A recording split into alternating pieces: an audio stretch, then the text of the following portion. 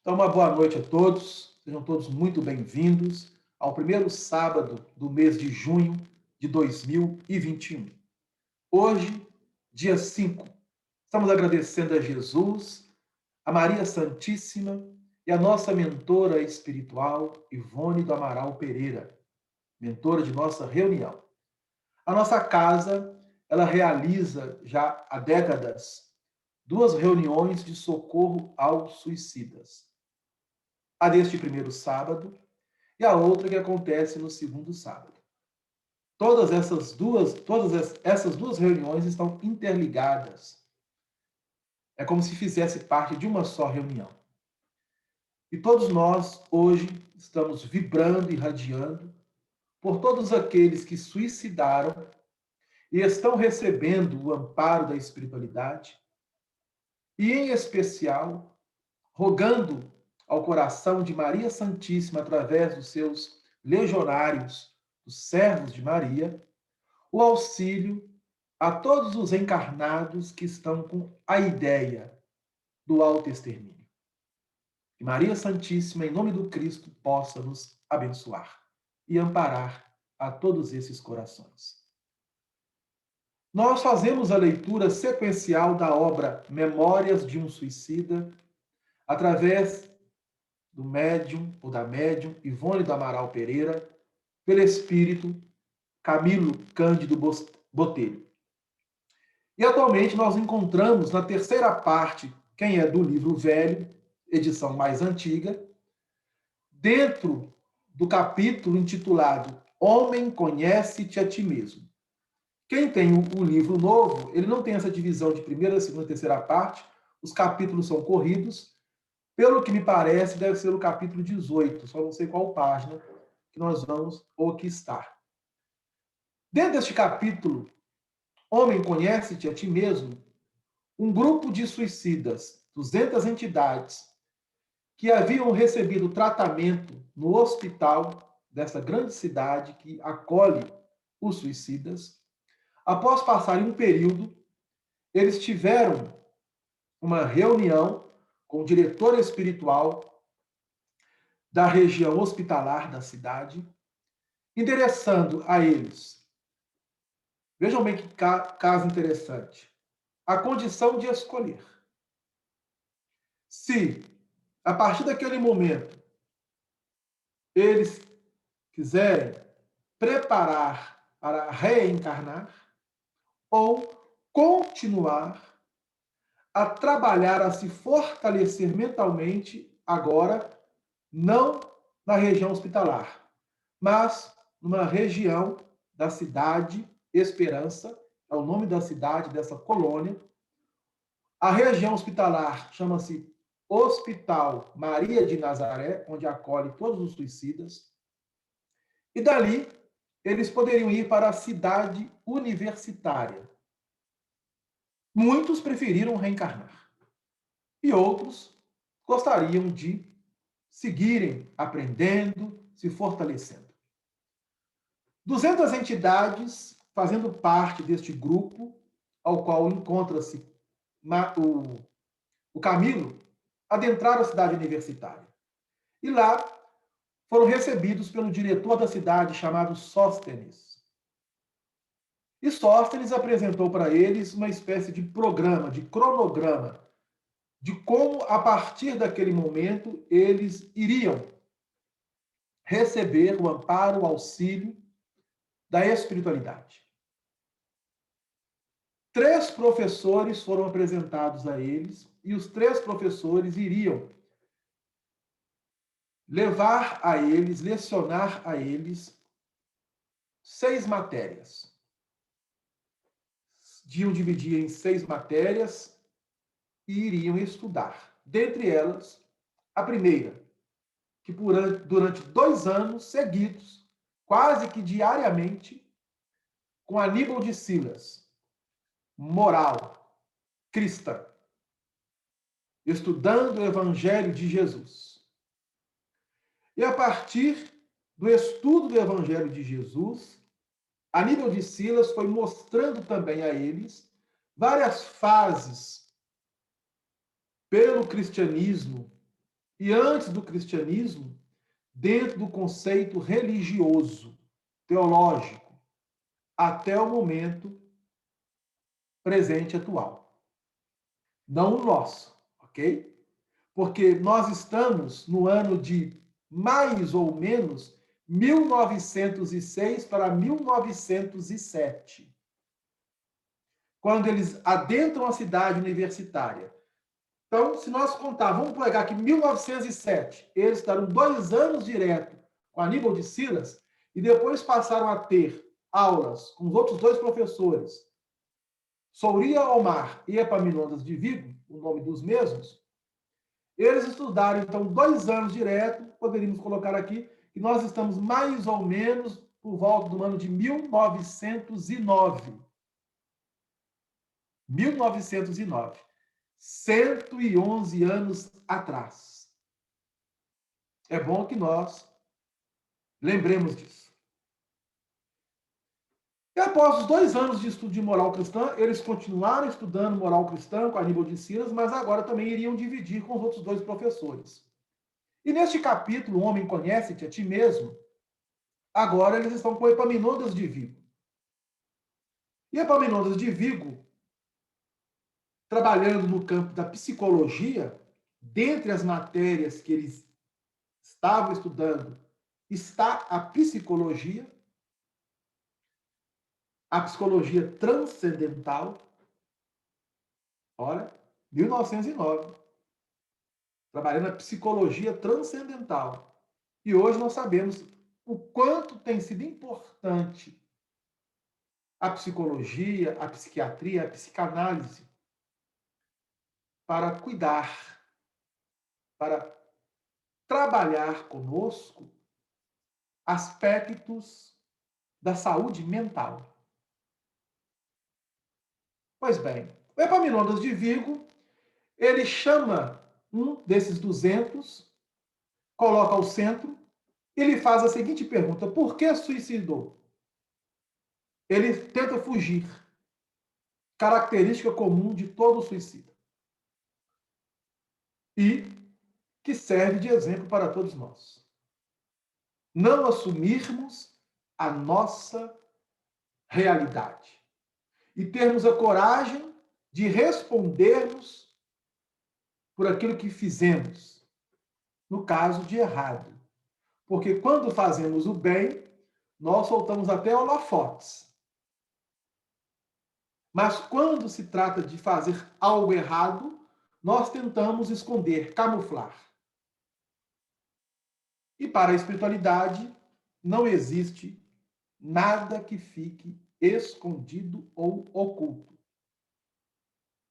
E aí ele foi trabalhando com ele, até que, então, ele se assenta numa cadeira e, induzido por Epaminondas de Vigo, é projetado uma grande tela, como se fosse cinematográfica, e ali, Epaminondas de Vigo faz com que Amadeu Ferrari faça uma regressão da sua memória para uma vida anterior a que ele estava na personalidade de Amadeu Ferrari. E nessa vida anterior a Amadeu Ferrari, ele se vê como um português que tinha um negócio, veja bem, ele estava num ramo empresarial de tráfico de escravos. Ele, com muitos outros irmãos,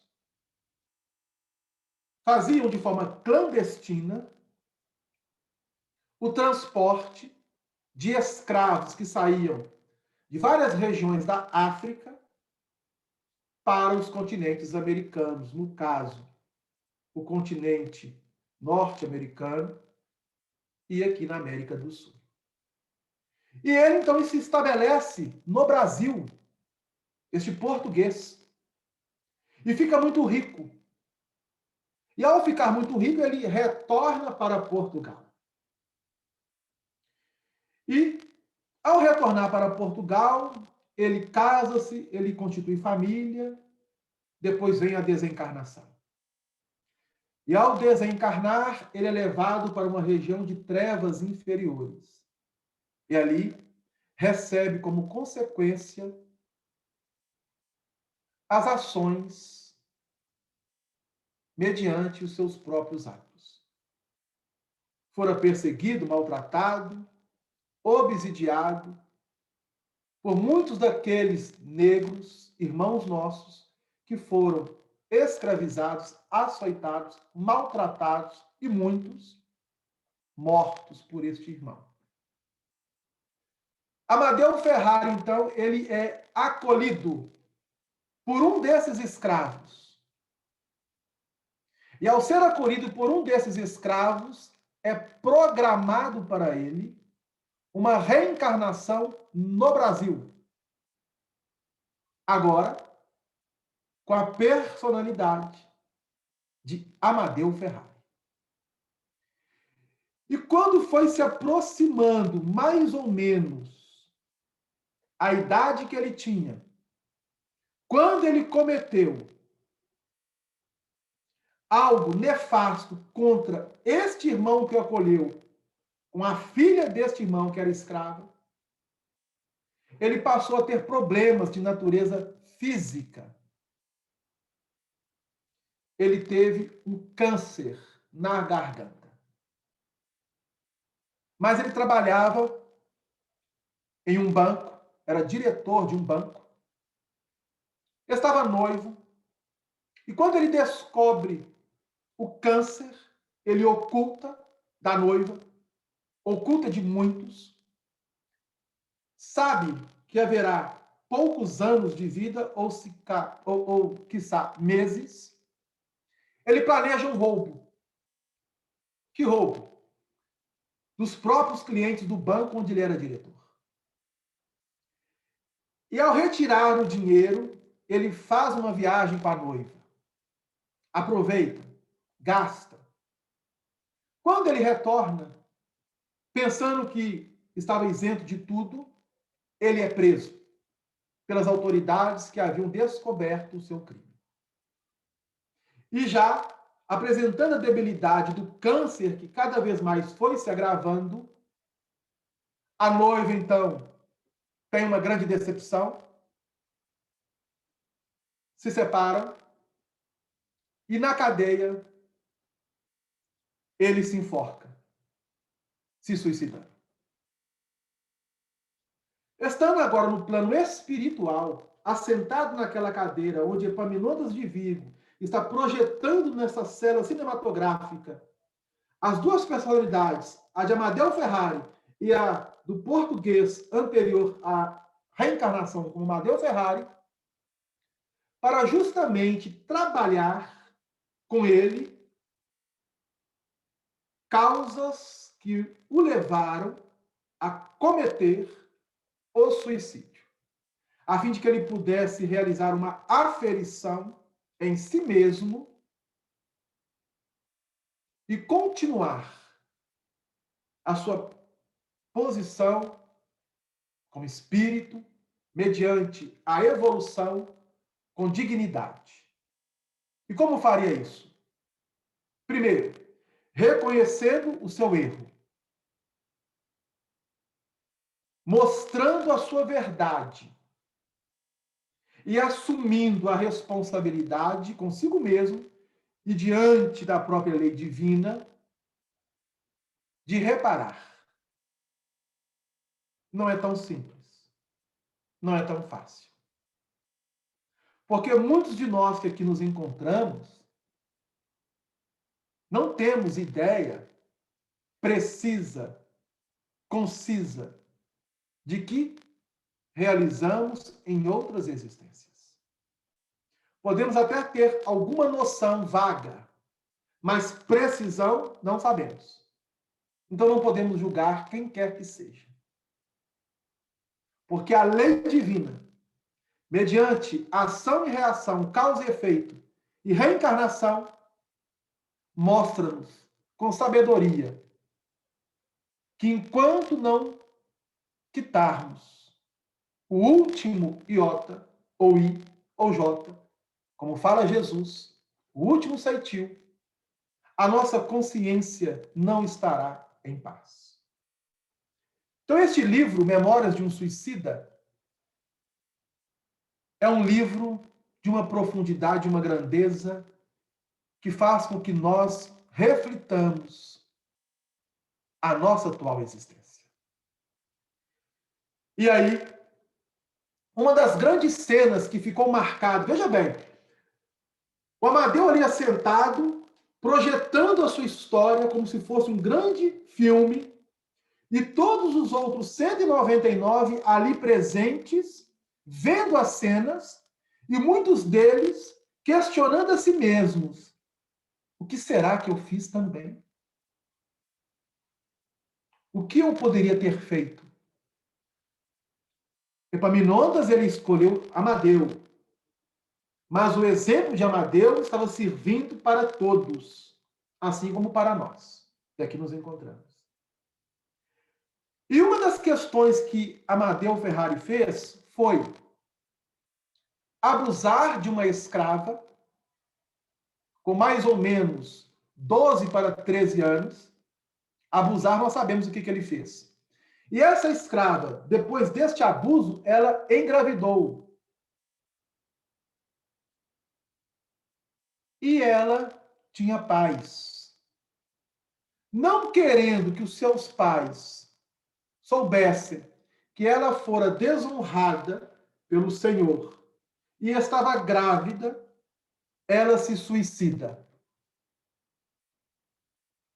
O pai da moça vai tomar satisfações com Amadeu Ferrari. E ao tomar satisfações com Amadeu Ferrari, os capatazes de Amadeu pegam, jogam no chão e o torturam. E Amadeu, com uma espécie de ferro e a ponta do ferro em fogo, eu esqueci o nome daquilo que marca o gado. Aquilo que marca o gado. É uma espécie daquilo. Ele, então, enfia na língua deste pai, deste escravo. E ele fica mudo e tem todo um sofrimento até a sua desencarnação. O negro. O pai da moça que fora abusada. Os anos se passaram, Amadeu foi para Portugal, constituiu família. Muitos outros espíritos que sofreram nas mãos de Amadeu processam a vingança. O próprio pai, naquele momento, ficou revoltado, mas ele desencarna, ele é auxiliado pela espiritualidade. E enquanto Amadeu, devido os excessos que cometera, já no plano espiritual, passando por muitas privações, martírios, torturas, realizada pelos escravos, porque eles pegaram Amadeu e o levaram, vejam bem, espiritualmente, para as matas da África. Todo o flagelo que fora acometido a ele fora nas regiões, nas dimensões espirituais da África.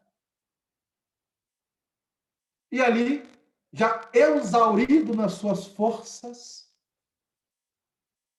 uma pontinha de arrependimento começa a surgir no coração e na consciência de Amadeu Ferrari. E é nesse momento, então, que nós vamos pegar agora a leitura, o parágrafo anterior da leitura de hoje. Acontece o seguinte: certa noite, em que se sentia exausto, em pleno terror, e depois de muitos anos, em certa alameda que repentinamente se abriu à sua frente, eis que viu o escravo. Quem? Aquele que ele colocou o ferro em brasa na língua para que ficasse mudo, aquele que ele mandou açoitar, aquele escravo onde a filha fora abusada e depois se suicidou de vergonha. Felício, o nome do escravo. caminhando ao seu encontro, conduzindo uma tocha feérica que aclarava os caminhos trevosos, estava, talvez, numa região trevosa do plano espiritual, que permitia-lhe orientar os passos. Felício vinha lentamente. Vejam bem. Sereno. Mostrando essa palavra serenidade, o equilíbrio em que se encontrava o próprio Felício. Grave. Não mais torturado pelo ferro em brasa, porém compassivo, estendendo-lhe a destra, a mão, no intuito de erguer, diz: vem daí. É uma forma de se expressar. Era como se assim: levante, venha. Então ele está utilizando o vocabulário de quando ele era escravo. Vem daí, ioiô. Vamos embora. Levante-se. E agora, então, nós vamos iniciar a leitura de hoje. Ele acompanhou Felício. E através do prosseguimento do intenso drama, verificamos que o velho escravo perdoara o algoz. Então nós vamos fazer a leitura, e durante a leitura vocês vão percebendo que neste período da desencarnação de Felício, Amadeu Ferrari continuando encarnado, depois desencarnado, Amadeu Felício recuperando, se reequilibrando, obviamente deve ter ajudado a filha e tantos outros que passaram pelas mãos de Amadeu Ferrari, irmãos dele. No caso de pele, todos somos irmãos em Deus. Felício adquiriu o perdão a si mesmo, conscientizando de faltas passadas e entendendo o porquê que ele sofrera aquilo. Embora Amadeu Ferrari não havia necessidade de realizar aquilo, mas foi uma pedra de escândalo pela invigilância. Como se fôramos os próprios que tão dramáticas cenas viveram. Então, Camilo está contando que aquelas cenas que eles estavam vendo era como se eles estivessem vivendo aquilo realmente, como se fossem eles mesmos. Graças ao privilégio que o homem desconhece, das profundas capacidades inerentes ao espírito alheado da carne, ou seja, fora da carne. Capacidades que o levam a sofrer, sentir, compreender, impressionar-se, comover-se, alegrar-se, etc., a grau superlativo, o qual fulminaria a criatura encarnada se fora esta suscetível de tentar experimentá-lo. Então, veja bem. Que frase, que lição. Camilo nos narrando que nós encarnados, se avaliássemos ou se soubéssemos a potência que é o espírito. Porque ele estava ali observando que todas aquelas cenas estavam gravadas no psiquismo de Amadeu Ferrari. Registros de várias existências que estavam sendo ali apenas colocadas duas. A anterior, na personalidade de Amadeu, e a anterior a Amadeu como um português traficante de escravos. E que enriqueceu de forma ilícita, lícita para os homens da época, mas diante das leis divinas, ilícita. Enquanto o drama se estendia, o mestre emitia conceitos. Mestre quem? O Epaminondas de Vigo. As cenas iam passando, ele parava, ou seja, dava um pause, né? Você tem um controle remoto, você está vendo um filme, você pausa. Aí você vai ali, toma uma água, busca ali uma pipoca, volta, continua de novo. Hoje nós temos esses recursos. Então, o Epaminondas está fazendo justamente isso com Amadeu.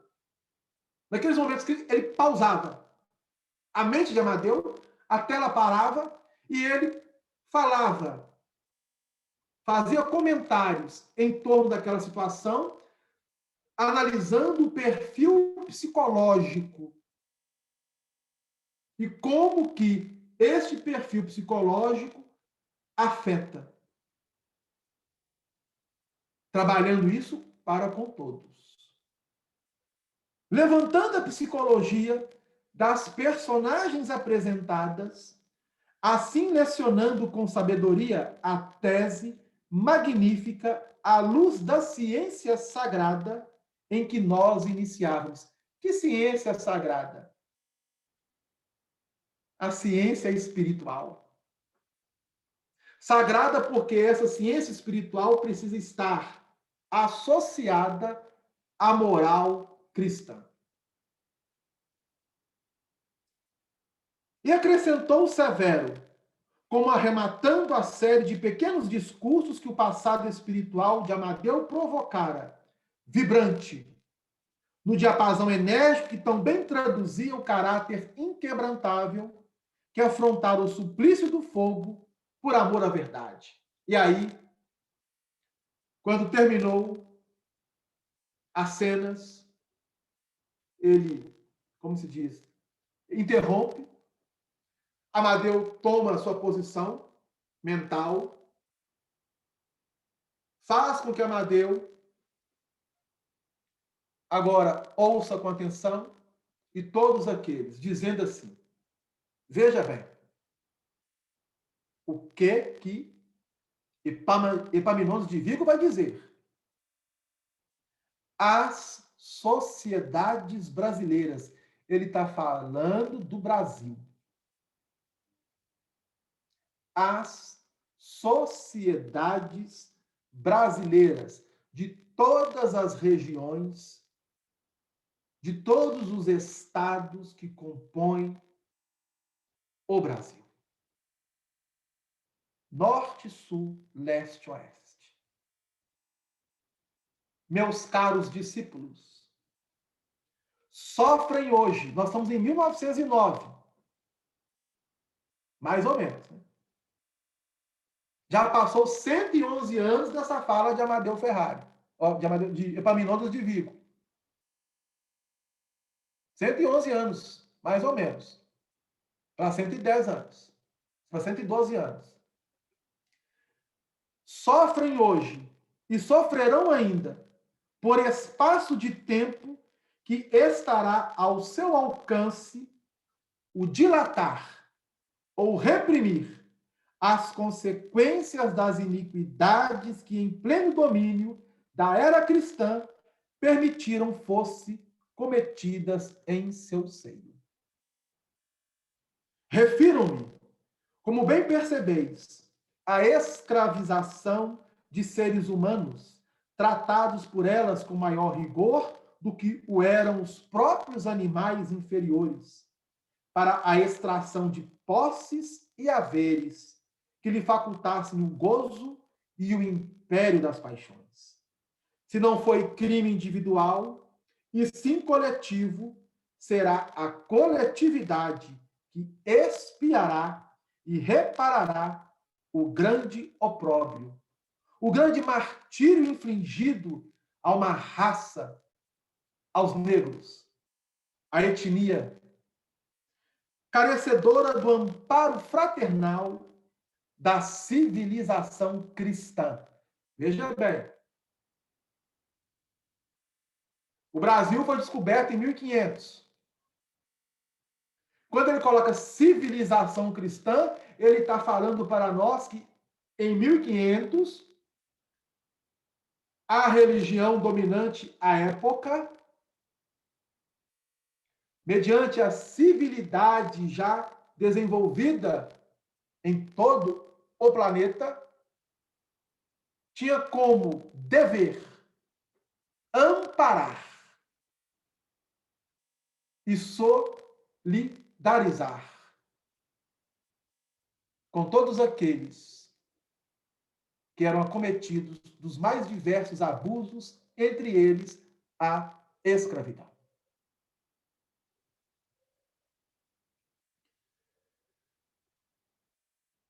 A fim de que, por sua vez, também se gloriasse as alviçaras da educação, fornecida através da boa nova do reino de Deus.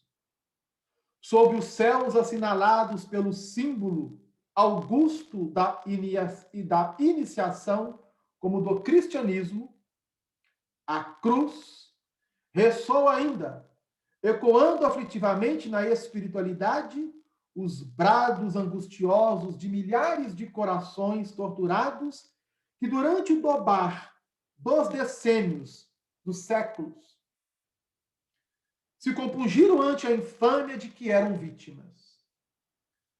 Não deixaram de repercutir ainda nas ondas delicadas do éter. Ele está mostrando para nós que todos os flagelos e martírios realizados para com essa etnia negra através da escravização não somente repercutiu na crosta, como no éter, isto é, dimensão espiritual, o plano espiritual, onde se assentam as esferas de proteção às sociedades humanas. Uma delas, aqui o grupo se encontrava, na cidade Esperança, que era direcionada pelo coração grandioso, sublime, imaculado de Maria de Nazaré. Os rumores trágicos dos látegos sanhudos dos capatazes diabólicos. Látegos é azorrague, chicote, em que os capatazes utilizavam como instrumento de tortura. A vergastarem homens e mulheres indefesos, cujas lágrimas recolhidas uma a uma pela incorruptível justiça do Todo-Poderoso foram por lei, lei humana, espalhadas em seguida sobre essa mesma coletividade criminosa, para que, por sua vez, absorvesse em pelejas posteriores a se purificarem do acervo de maldades e infâmias praticadas.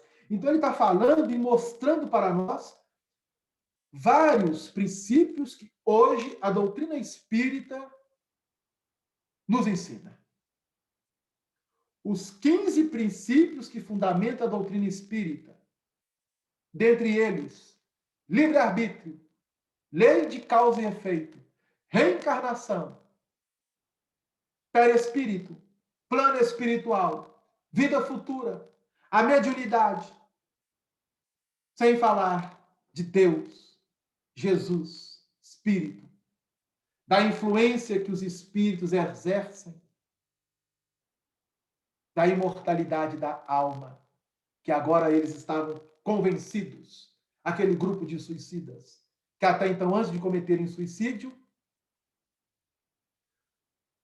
porque quando a pessoa comete o suicídio, ela descrê dentro de si, mesmo tendo informação ou conhecimento de que a vida prossegue fora do corpo físico. É algo sutil. Mas esses irmãos nossos que foram escravizados estavam trabalhando neste acervo de maldades a purificação de si mesmos. Por isso, continue Epaminondas. Eis a grande pátria sul-americana. O Brasil. Agora aqui, Vou abrir um parênteses e fechar um parênteses. Muitos de nós que aqui nos encontramos, suplicamos ao alto para estarmos reencarnados no Brasil. Estar reencarnado no Brasil é uma bênção. Talvez aos olhos humanos não seja, mas para o espírito é uma bênção. E vou falar mais, para fechar o parênteses. Muitos espíritos que estão desencarnados nas mais diversas esferas e dimensões espirituais do planeta suplicam a oportunidade de estarem reencarnados no Brasil. Fecha parênteses. Debatendo-se contra problemas complexos, suas sociedades em pelejas dolorosas consigo próprias, vitimadas por um acúmulo de agravos que as desorientam, ocupando postos mais bem bafejados, aqueles que ontem se viram oprimidos e vergados sobre aflições coletivas, relegados à indiferença das classes favorecidas, os orgulhosos e imprevidentes do passado, os quais há tempo não se abeberaram dos exemplos do celeste enviado, renegando a cordura da fraternidade para com seus semelhantes, a cautela de semearem amor, a fim de colherem misericórdia no dia do supremo juízo.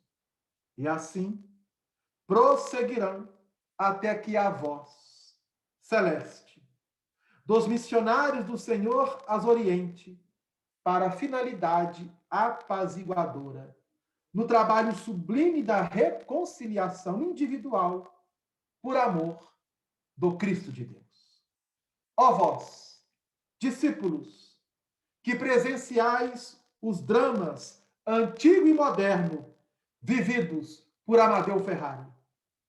Ó vós, que presenciaste seu passado como presente, rematado por um suicídio contraproducente, isto é, o suicídio não tinha razão de ser. Era uma expiação, um câncer. E muito daquilo que ele vinha passando, do qual há de ser igualmente contas ao Senhor das vidas e das coisas. Sabei que entre os escravos, que sob os céus do Cruzeiro Sublime, o Cruzeiro do Sul, a terra de Santa Cruz, como é conhecido o Brasil nas esferas espirituais, choraram, vergados sob o trabalho excessivo, famintos, rotos, doentes, tristes, saudosos, desesperados, à frente à opressão, à fadiga, à maldade. Nem todos traziam os característicos ínfimos da inferioridade. Bom, aqui é um ponto interessante. Nós não vamos adentrar nisso.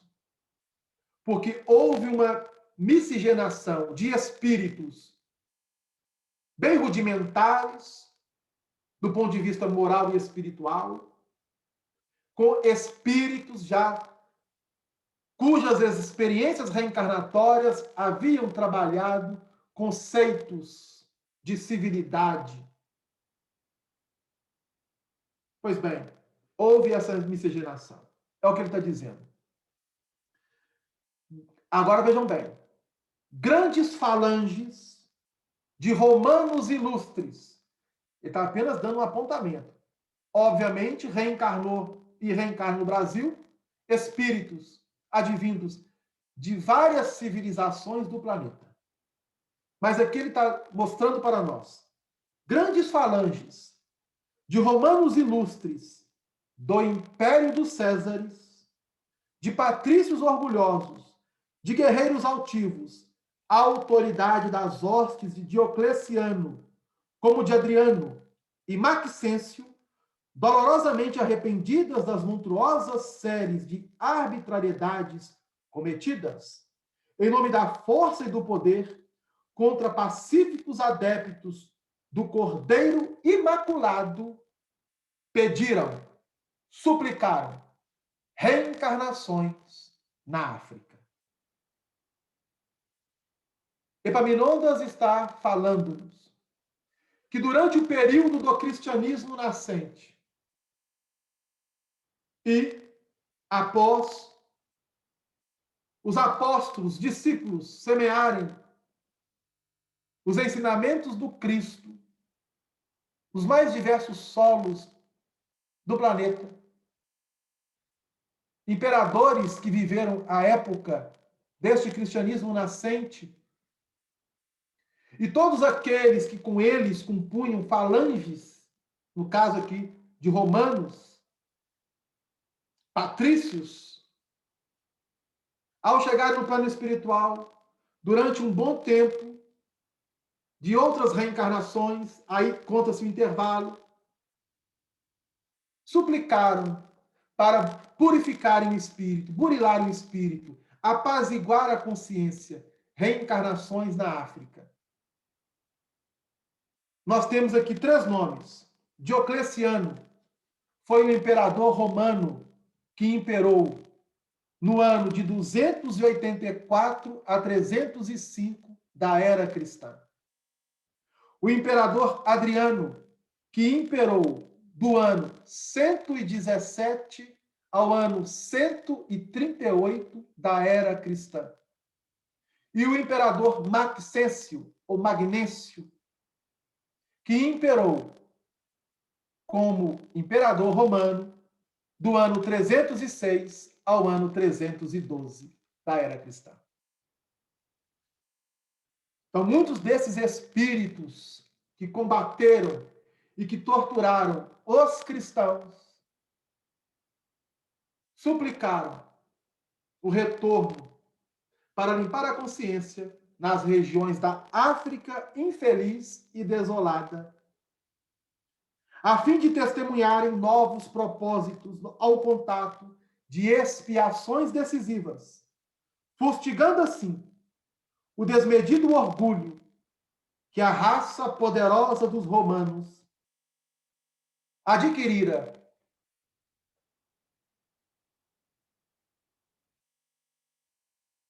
Desculpa, eu me emocionei aqui agora. É que eu senti a presença do irmão Joaquim. Aqui, agora. A ele a nossa gratidão. Porque ele foi um negro que veio um navio negreiro para o Brasil, com tantos outros corações. Ele nos disse isso, pessoalmente, em uma das nossas reuniões em nossa casa. A ele, irmão Joaquim, e a toda a espiritualidade do Cantim, em especial, através de nossa mentora Ivone do Amaral Pereira, desta reunião de suicidas, a nossa imensa gratidão. E a nossa gratidão a todos esses espíritos que vieram para o Brasil e que formaram essa nação. Fustigando assim o desmedido orgulho que a raça poderosa dos romanos adquirira com as mentirosas glórias do extermínio da dignidade e dos direitos alheios. Suplicaram ainda e sempre corajosos e fortes novas conquistas. Mas agora, nas pelejas contra si próprios, no combate ao orgulho daninho que os perdera, suplicaram disfarce carnal, qual a mardura redentora em envoltórios negros, onde pesadas fossem suas possibilidades de reação e arvorada em suas consciências a branca bandeira da paz. Flâmula augusta concedida pela reparação do mal. E os escravizadores de tantos povos e tantas gerações dignas, os romanos, os desumanos senhores do mundo terráqueo, que gargalhavam enquanto gemiam os oprimidos, que faziam seus regalos sobre o martírio e o sangue inocente dos cristãos, expungiram sob o cativeiro africano, a mancha que lhes enodoava o espírito. Assim, fechamos por hoje essas lições do livro Memórias de um Suicida, suplicando a Deus, a Maria Santíssima, a Jesus e a todos os irmãos e irmãs da Legião de Maria de Nazaré e de todas as falanges espirituais do bem que possam levar auxílio, amparo e conforto a todos esses corações, não somente encarnados, como desencarnados.